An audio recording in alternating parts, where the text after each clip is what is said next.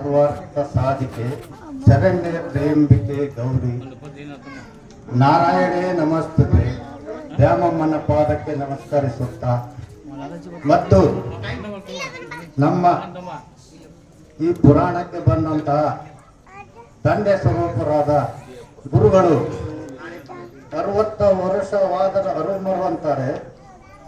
ಅವರ ಬಾಯಿಂದ ನುಡಿ ಬರುವುದನ್ನು ಕೇಳಿ ನನ್ನ ಮನಸ್ಸಿಗೆ ಬಹಳ ಆನಂದವಾಯಿತು.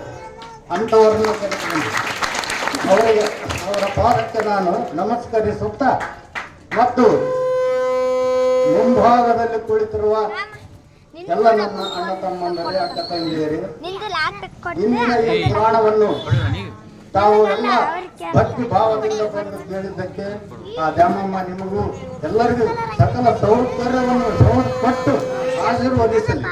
ಮತ್ತು ಇಂದಿನ ಈ ಪುರಾಣವನ್ನು ಕೇಳಿ ತಾವೆಲ್ಲರೂ ಪುನೀತರಾಗಬೇಕಂತ ಹೇಳ್ತಾ ನಾನು 2 ಮಾತನ್ನು ಮುಗಿಸ್ತಾ ಇದ್ದೀನಿ. ಜೈ